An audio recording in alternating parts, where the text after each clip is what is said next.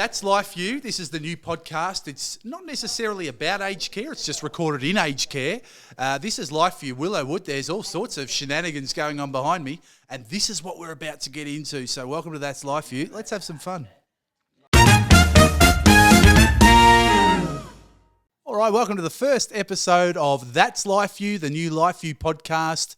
My name's Cody Winnell, and I'm joined by some special guest residents here at Lifeview Willow Wood today. We've got, to my left here, we've got Paul DeBar. G'day, Paul. G'day, mate. How are you? I'm going very well. We've got Sue Ellis also to my left, but a bit further down, Sue. G'day, how is everyone doing? Yeah, everyone's going well, and I'm sure people on the podcast will be commenting to respond to your question there, Sue.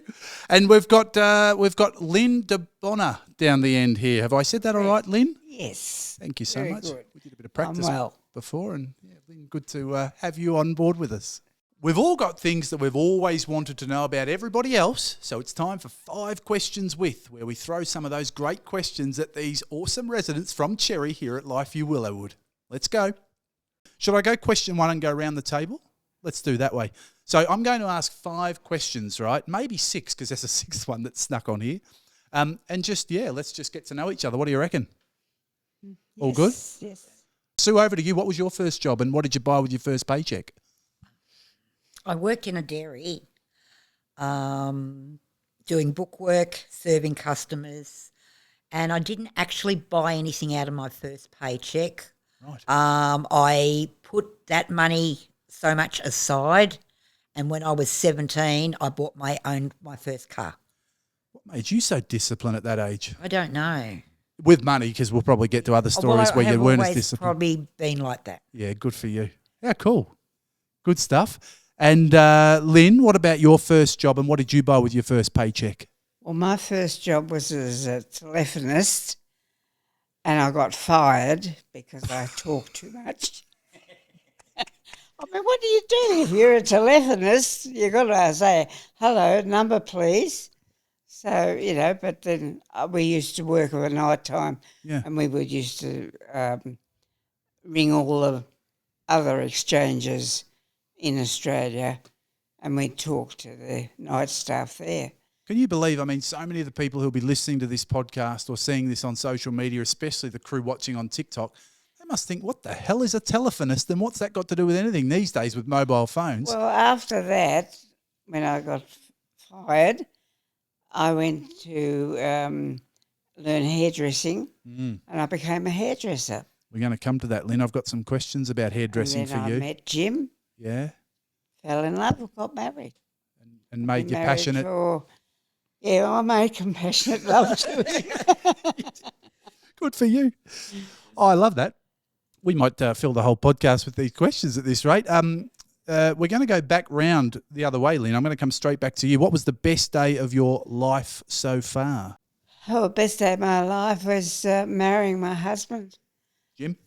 Jim, and we've been married now for 65 years, and we went together for 3 years before that, and we've had a happy life. We've had our ups and downs, but we've had a very happy life.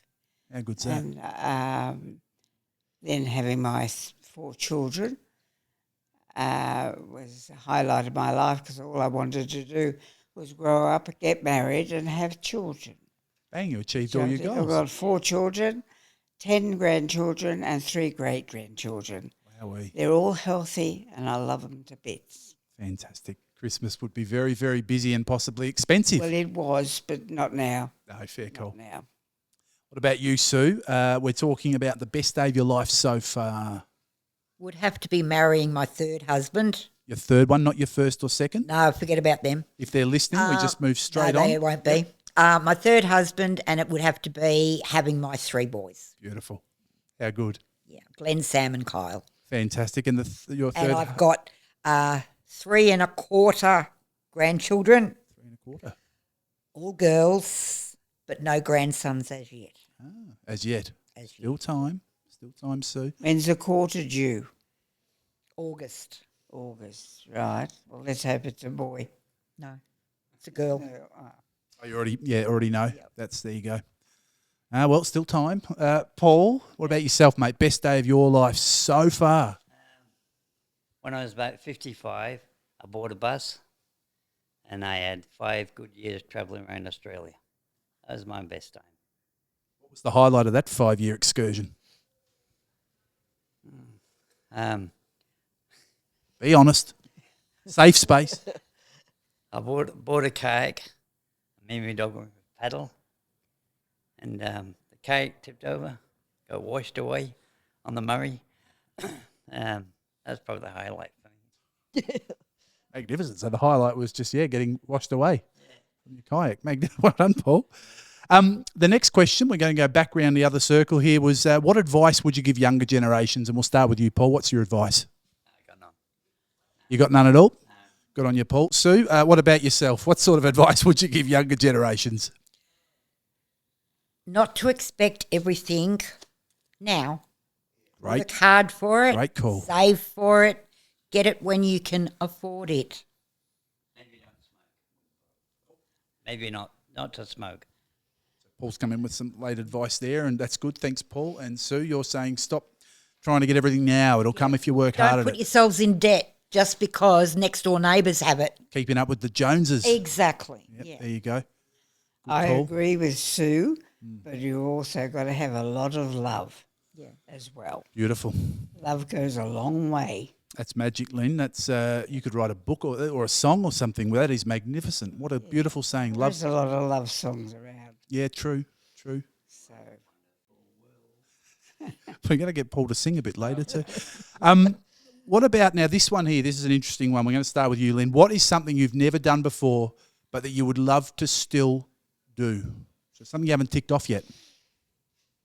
well, I love going away on holidays. Now I can't go on my own. I always have to have somebody to go with me. But if I won Tats Lotto, I would pay somebody to come away with me. Paul's got the hands straight up. Depends on whether you're harmless or armless. Oh, that beautiful. I think, there'd be a lot nodding along with you at the moment, Lynne, and agreeing with that. Sue, what about yourself? Something you've never done before but you'd still love to do. Well, the intention was when my husband retired and I retired, we were going to do some travelling here, there, wherever. Unfortunately, he passed away 2 years ago in November, and that sort of put pretty much an end to what I wanted to do. I suppose I could have gone on my own, but then I was diagnosed with COPD, and that sort of threw a spanner in the works. So, that never happened. And well, there's still opportunities though, Sue, for other things. So is there something that you've always got in the back of your mind that you've thought, you know what, I'd like to try that, is even if it's a hobby or something, maybe it's not a grand travelling trip or things like that. Is there just something that you've thought, geez, I'd like to have a go at that? Because if so, we might be able to make it happen. So think big. I'd like to go back to Cairns again. I like Cairns. I like the warmer weather. And I like Cairns when I went there with my cousin. But other than that, I now can't see me just buying a camper van and just setting off. And plus, it's too dangerous these days. There's so many women travelling. Maybe we can go together. Yeah, sure. Paul put his hand up before. Lynne, you could, three could go. Three of us could go together. Share it around. Yeah. Cherry Crew. You're all living in Cherry here at Cherry, Willow Wood, yeah. the Cherry Crew. They tell me it's the best. in a restaurant, Paul, residence. what's something you've never done but you'd still love to do? And I don't know what you're going to come up with because I suspect you're the sort of bloke who's just done whatever you've wanted to do whenever you've wanted to do it. Pretty much. I like to go hang gliding. Hand gliding. Hang gliding. Like a bird floating up there. I think that'd be great. Yeah. Oh, no. Yeah, Jim went up on a balloon. The kids gave him a birthday present. And I thought, what would I like to do? And I thought, I'd like a plane, but not an open one. You wouldn't want to jump out of one. No way. No. I mentioned before they spend so much money trying to keep you in the plane. That's right. What is the point of just throwing Jumping yourself out of out it. of the plane? Exactly. Paul, you're an adventurer, so you'd probably see value in that. bit of fun.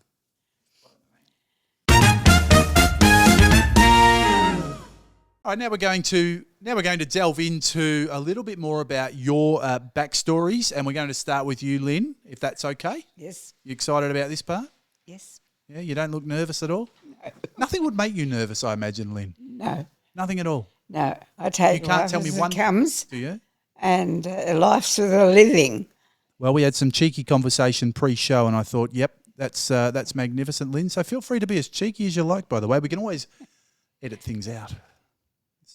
Expert team here, they're very good at that. Right. I believe you're a qualified, and you said this earlier, you're a qualified hairdresser. Yes, And I'm I really interested to find out about this. So I know you got sacked from being a telephonist. Yeah. Why did you choose hairdressing as your next port of Well, call? as a small child, I went to the hairdresser, and as all hairdressers will say to a little child, "What would you like to be, darling, when you grow up?" And I said, "A hairdresser." And I never wavered from it. So I always wanted to be a hairdresser. So my mother sent me to the Venus College of Hairdressing. What was that called? The Venus College. Venus College, yep. And that was in Burke Street. And it was a 14-month course. And my brother met his wife through me. She was also a hairdresser. Wow. We were both there. And I've loved every minute. And it's always given me pocket money. Yeah. Even when I retired, I still used to do it at home or go and visit my friends and everything. And I always was able to have some pocket money. Lynne, do you jump in the salon here? And there's a salon here. Do you ever jump in there and get on the tools? But I can't do it now Okay. because of the fall I had. Yeah. But when we were home, I always used to I reckon. have people come, or I go to people's houses. And it was getting me out of the house as well, and gave me that extra money. Yeah, good. Which is important. You need that bit of money for independence, don't you? You've got to have your own money. Yes, but we were market gardeners, and Jim works 24/7, and even in the summertime he had to get up and go and turn the sprinklers on and all that sort of thing at night time. Yeah. And so every cent that we got helped. Yeah, yeah. Before I switch to the market gardening, I want to ask you one more about hairdressing, because a little bird told me that with hairdressing, especially in some salons, you're going to get a lot of secrets told to you. You get a lot of conversation as the hairdresser. Some yes. customers, I would imagine, are a bit like me, a bit awkward, just go in there and sort of don't want to say anything. I just enjoy my own silence as I'm getting my hair cut. But others do they just vent their spleen and really open up? And have you heard some stories you can share? Some people just like to talk and let something. Telephonists for that that's why I thought when you said hairdresser, I'm thinking, you'll get a lot of chit chat there, and coming from a phone person, yeah. Yeah.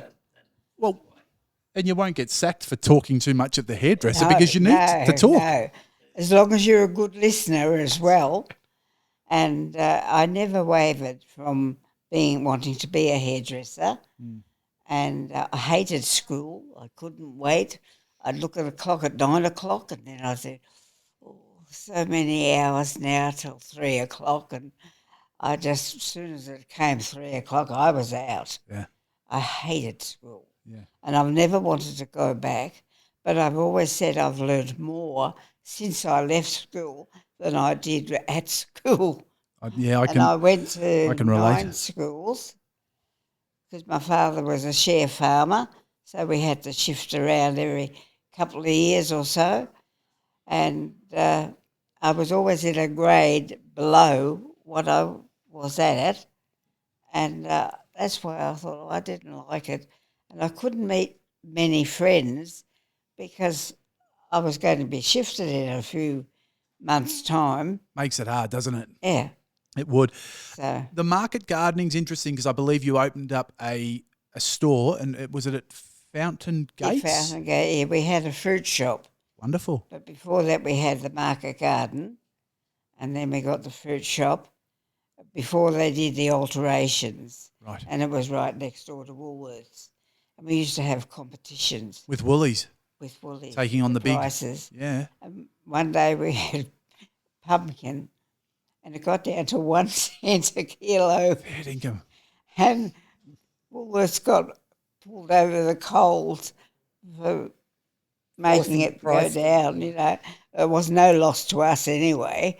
Magnificent. But the Woolies, it was people, because if they were paying 1 cent for a pumpkin, they'd buy other things in our shop. Oh, yeah. Get them in for the pumpkin and then sell them Yeah, the avocados. that's right. Yeah, Yeah. cabbage. Yeah. Cabbage, that's another name. But it was Funny, I think, surprising cabbage. the amount of people that came into the shop, and one woman brought up a parsnip, and she said, "What do you do with this?" Oh, no, where's this going? Yep. Ugh. I was brought up with parsnips Right. roasted and boiled and with carrots and everything. I couldn't believe that some women didn't even know what to do with a parsnip. I could have told them a bit more what to do with it, but nevertheless, I'll keep it clean. I was about to say I didn't know where this was going. I thought you were heading down that I was path. going myself. Yeah, Sue, I bet that's right. Yep. But anyway, we had that, and then Because it tastes crap, doesn't it? So oh gotta- no, it tastes beautiful. Oh, okay. parsnip. Fair if enough. it's cooked the I right liked it. way, Yeah. and I'll get stuck into Frank. Frank and show him how to do it. All right. Well, Frank will be listening to this. He will be listening. So, Well, that's Frank, there's right, some Frank. advice. Well, if you're listening, you know what to do with a parsnip, and also all the rest It's of all it. right, Frank. I love you. I do. I love you too, Frank. But please let me come and help you cook. Help you with the parsnip. No, lovely, Lynn. I think that's fantastic. So thank you. We'll swing round the table. We'll come to you next, Sue. Mine's not going to go for that long. That's Oh, for sure. you never know where it'll go. Wanted to talk about meeting your husband and the first time that you met your husband. What was the backstory there? The third husband, by the way, is the one we're talking about This here. is going to get embarrassing. Oh, come on, safe space. I wasn't looking for another relationship, neither was he. Yep. We were looking, both of us at the time, before we actually met, were looking for a group of people to go out with, like to the pub or to the movies or whatever, instead of this one. Anyway, I seen in the paper there was this church place. Now, I'm not a big church person, but that's where this meeting was. So I went there, drove there. He seen the same advert and his mate dropped him there. Anyway, I was positioned with these couple of guys, couple of females and myself, and I'm thinking, oh, I'm going home. This is not for me. And Jeff walked in and there was a spare seat and they put him there. So we started talking and I said, "You're from New Zealand." "How do you know?" I said, "I picked up the accent." "Yeah. Where'd you come from?" "Christchurch," blah, blah, blah, blah, blah. Anyway, we spoke for a while and then we thought, no, look, this is not our scene. We're out of here. And I said, "Oh, where are you living?" And he said, "Oh, I'm staying at my mate's place in Frankston. I come over from New Zealand about 12, 18 months ago." He said, "I went to Wodonga and stayed there for a while.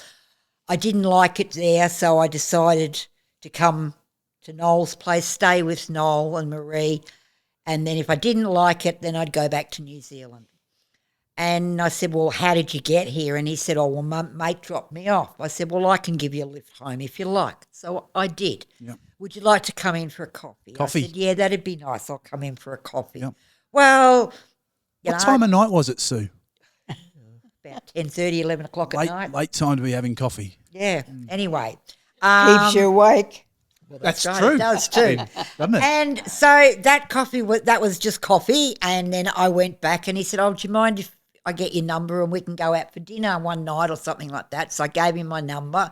The following night he rang me, "Would you like to go out Saturday night?" And I said, "Yeah, that'd be nice." So off we went, and well, the rest I'll leave to your imaginations. Yeah, no, well, and the crowd will have an imagination, I'm sure. So that's a beautiful story. And how funny that, if when he walked in, they hadn't sat him next to you, then the rest wouldn't, as they say, the rest is history. Incredible, isn't it? How some little things like I that. went to a fortune teller also. I see. Just matter of curiosity. I won't go into some things she told me, but speaking about Jeff, I would meet someone from overseas with the initial J. And this was my soulmate. Incredible. He went to the same. He had a friend that he used to live with in New Zealand. He used to share a house with her.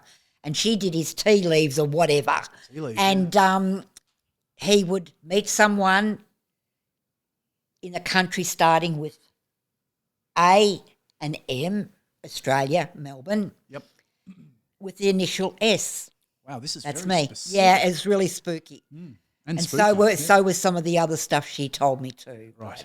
That's another question. Well, that might be for a future pod then. What do you reckon, Yes, Sue? that could be. That that's could relate to children. Gotcha. That's a beautiful story. So thank you for sharing that. Can I just add? Of course you can. He's a good-looking guy as well. Good-looking Got a rooster. photo of him. Yeah. I thought every time I see it, I think, God, you're a good-looking guy. He was. Yeah, He good. was, wasn't he? Yeah. Oh, beautiful. No, thanks, Sue. Thank you, Lynne. Paul, it's your turn, mate. It's your turn. No, your turn. Not God's, yours. Fair point. Born in England. What brought you across to Australia, Paul? Come in parents in 65. Come on the Canberra, SS Canberra. Yeah. We came out to Australia, had to stay 2 years. Your parents had to work. And yeah, that was it. You had to work. Yeah, and we're going to come to your dog, Bonnie, because I know how much she means to you at the moment. But what I've learned about you along the journey, Paul, is you're very much an outdoors man, far more than myself. I love the idea of fishing. I just don't know the first thing about actually going and doing it. So I've literally got all the gear, which I've got and inherited from my father, and now I want to use it, but I've literally got no idea, Paul, when it comes to fishing. I'd like to learn from someone Just like put a you. worm on the hook. Throw it in. Simple as Hope for that? the Just best. leave it there. I didn't If even it get all the other pulls, gear you then, think, did I? "Oh, I've got a fish." If it pulls, I've got a fish. Love it. No, you could just have a lump of seaweed too. Yeah, I've got that a few times. I have. That's my problem. I keep losing the hook at getting a snag, the old school snag. But Paul, you're a bit of an adventurer then. You talked about your kayak incident earlier that flipped over and you went sailing off down the Murray. A bit of an LB Mangles type? No, I'm not that adventurous. I wander. I like to wander. I like walking a lot. I used to like walking a lot. I've done on a push bike. I've hitchhiked. I've driven my bus. Whatever. I just like to get out and about. And people say, you're going to get killed or whatever. Nah, nothing like that traveling. You just, you lay your tent wherever and just go for it. I don't think about the nasty things, I think it's great. It's great advice, and for the people watching who, I'm sure there'd be many who could relate to that sort of what's the word I'm looking for? Yeah, that sort of spirit of just of not being in the one place for too long, Paul. That's what I've always found about you. And you were, but see, one of your former jobs then, I believe, was a truck driver, and that means you would have covered more territory than the early settlers. Local.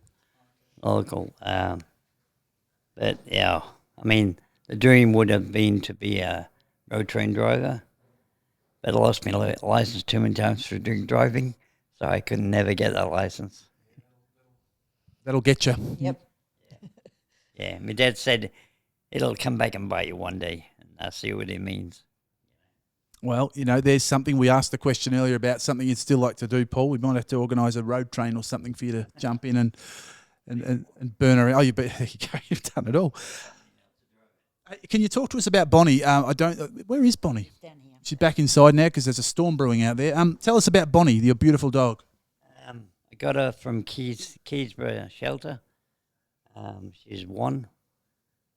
She's 16 nearly.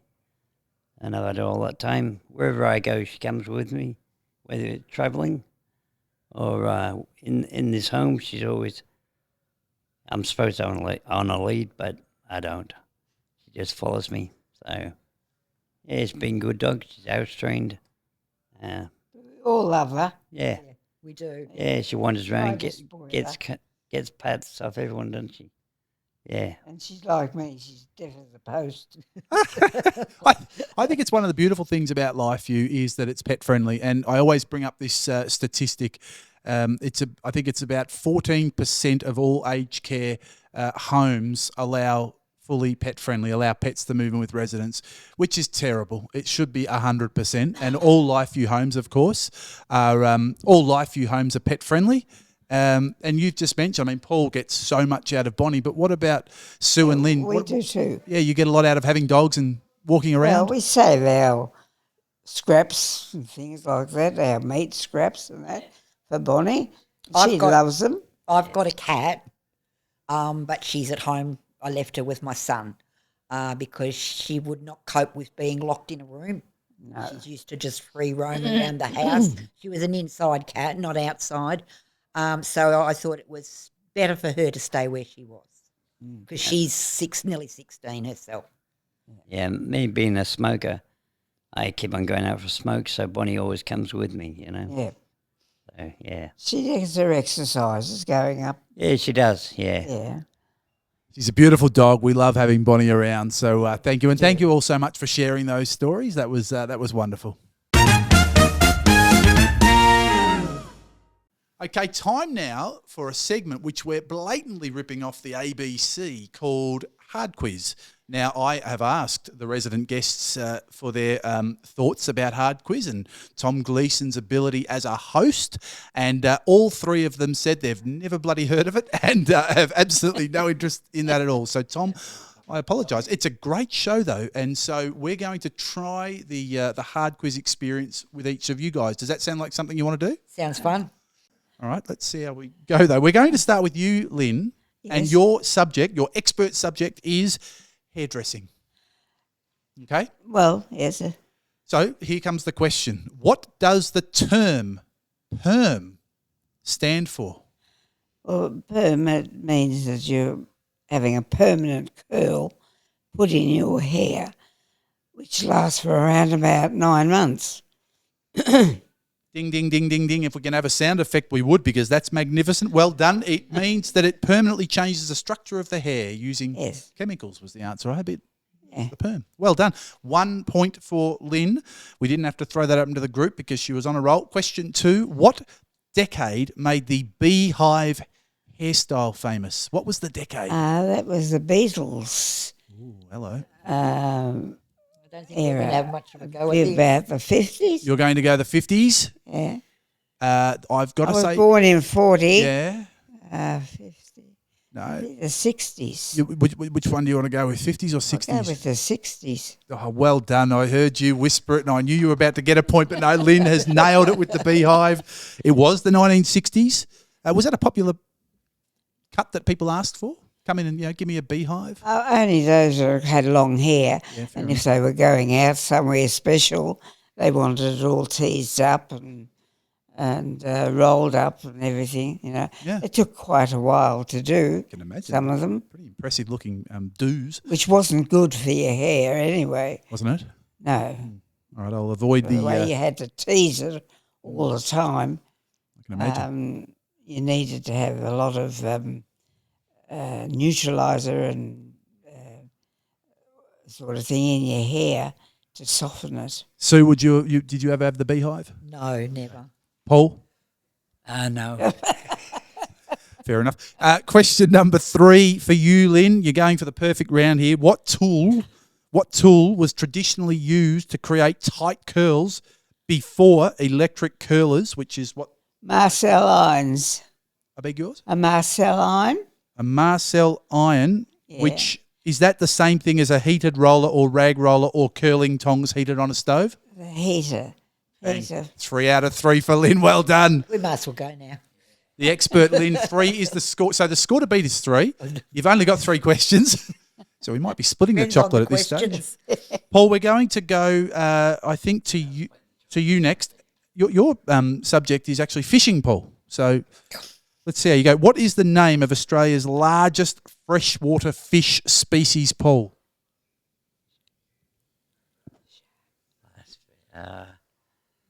Maybe a cod? Sp- No, barramundi. You sure you Want want to to go take with your that first one? answer or your second? Take the first. Good call. Well done. Murray cod it was. Murray cod. You would have seen that when you got tipped out and carted down the river, wouldn't you? Murray cod. Nah, something bigger than that. Fair enough. Hello.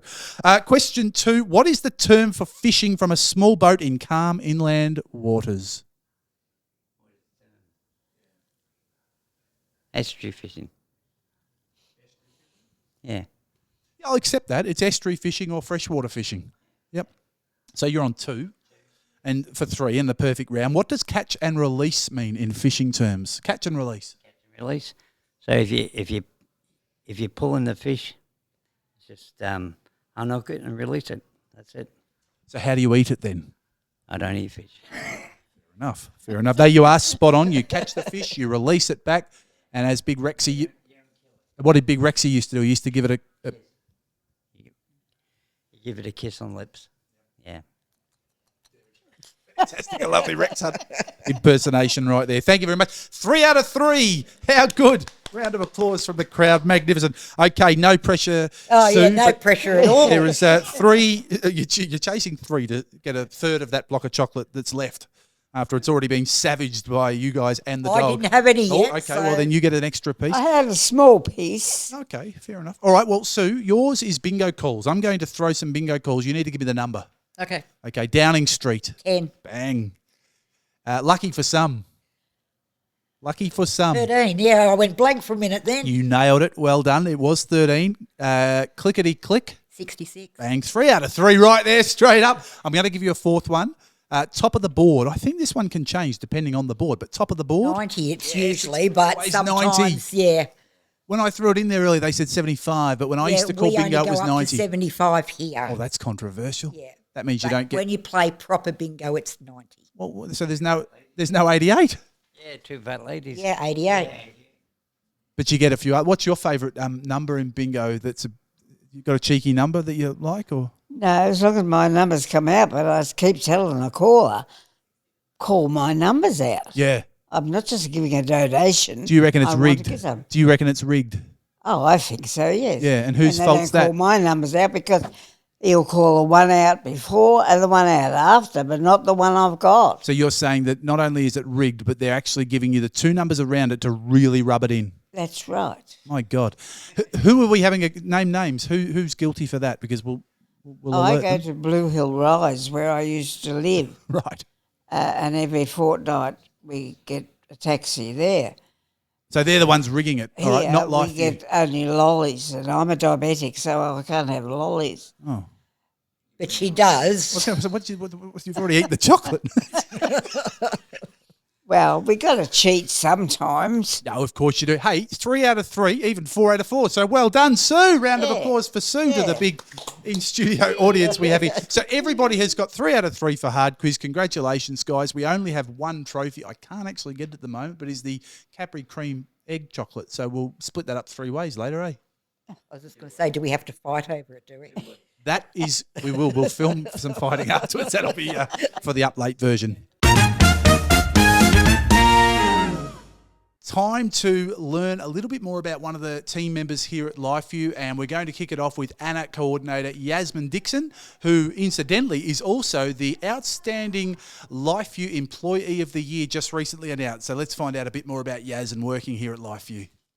Hey Yaz. Yes. Hello, how are we going? Good. That was some exciting stuff for the first question, wasn't it? Yaz, how long have you been with Lifeview for, and what is it that made you want to work in aged care? Let's kick off with that one. Oh, I've been working at Lifeview for 7 years now, and I volunteered when I was 14 years old in aged care, so that's really what got me going. And then in high school, I just did my individual support, so I started as a carer here at Lifeview and then moved to a nurse, and then now I'm the ANAT coordinator. So I've done 3 roles. 3 roles in a short space of time. And what do you think of the crew that we've got in today, the Cherry crew here? Yes, we do love the Cherry Crew. They're definitely, their neighbourhood is the favourite, I would like to say. So, Yeah, they're bold having- folks. I mean, Paul's out there sitting in the thunder and lightning having a cigarette. You'll see him walk back past behind me with Bonnie shortly. When you've got time off, Yaz, outside of work, what do you enjoy doing, your hobbies, and how do you fill in your time? good question. I only really love to think about work. Isn't that sad? I play netball. I go to gym and just spend time with my dog, really, that I do also bring into work. So that's really it. How boring. No, not at all. And how good's that? Another little plug for the Lifeview being pet friendly, not just for residents, but for staff as well. Lynn, how good's that? Having the staff dogs come If you in. get bored, you can always come in and spend time with us. Well, I've heard that Sue's room is the room to go to at night, so I might have to. Yes. Yeah. What's that all about, Sue? But then I there's really Daryl. don't know. Daryl, he's got women coming and going all the time. Oh, okay. So I need to go to Daryl's room. Yes. Is it safe? Yeah. Maybe not. I think so. I think in here we're all safe. Yeah. So Daryl's room's the room to go to. Yes. Okay. Okay, and if Daryl's listening, we apologise for not having you on to give your side of the story, Daryl, but maybe in a future episode. Yes, that will be good. Now, Yaz, you won the outstanding, I need to touch on this, you won the outstanding staff member of the year at the recent Lifeview Awards. Did the film of you, when it was announced, did that ever make it to social media? No, thank God, because you can see my snot coming out of my nose and me crying of happiness. So I'm glad it didn't yet. The emotion you showed that night was obviously real, and it must have been a hell of a thrill for you to be acknowledged in that way, because it's a very special award. I mean, the way it works, each home and the Carnegie office all has an outstanding staff member of the year, and you have won it for the entire organisation. So that must have been pretty special. Yeah, I think that's why I cried so much. I was in such shock, and yeah, you just do your job because you love it. You don't do it to expect something. So that's why it was so good. All right, and before we let you go, before we get to the questions actually from the residents, Yaz, is there a message that you'd give to people out there considering a career in aged care? Well, I definitely would take that leap. I would do your research for sure, but aged care is definitely a rewarding job. It's you come in and they're not just your residents, they're your family. So that's the best thing. I've now got 120 family members that I look up to. So that's the best thing about working in aged care. Beautiful, Yaz, and thanks for your work today too, for setting up this first episode of That's Lifeview. Sue, have you got a question for Yasmin? Is there one thing about working here that you wish you could change? Oh, that is a good question. One thing that you're not happy with here? I'm probably happy with everything, but Be truthful. what I do wish for the aged care industry, not so much just Lifeview, is that people don't think coming into aged care is the end of their life, but it's also starting a new chapter. Yep. So that's where I love my job. I hope I'm answering this right. To try and make it a new beginning and make it more exciting. And like you guys, you wouldn't have your story if it wasn't for Lifeview. No. Coming into Cherry neighbourhood, you guys have made the best friends. Yep. You're a family. I've you know? made more friends coming here than I had outside of here. Yeah, exactly. And that's the type of things that I want people to see aged care, not so much a miserable place where you just sit in front of a TV. I think that community is so important, and that's the opportunity, isn't it, that aged care Yes. can have. You can, I often hear people say, "Oh no, I'd sit at home on my own for as long as I can." And I think to yourself, but that's what sort of existence is just sitting at home on your own, sitting in a chair, watching telly, and you move into aged care and you've got a ready-made community. Well, that's what I was sort of semi-doing because my son that I was living with and his partner, they both work. So I was at home on my own with the cat. And now you've come in and got a family. Yes. So how great's that? Although I've got a family, they've got commitments. They have to work. That's right. They can see me when they can see me. But here, I can pick and choose who I want to socialise with, and I see them every day. And if you don't want to speak to these people, you just go in your room. Exactly. Exactly. Hey, well done, guys. Brilliant And questions. We're not in our rooms very often. because No. You're in Daryl's My room. tablet. No. I'm either in Jim's room, my room, Or mine. or Sue's room. It's Or- just a constant party, isn't it? So that is brilliant. Yaz, thank you so much. We must wrap this They segment up. come Thanks, around guys. to- I mean, there you go. Who would have known where we were going to get to? There's some amazing stories, some amazing residents, an amazing member of the Lifeview team. Absolute shenanigans. I think it's still going on behind me. They're tucking into the chocolates now. But this is what it's all about here at Lifeview. This is what the podcast is, by the way. That's Lifeview. And we've got another one coming up in just a few weeks. So make sure you hit your like button on the podcast, subscribe, follow us, tell your friends, and hit us up on the socials too. TikTok, Facebook, LinkedIn, Instagram, you name it.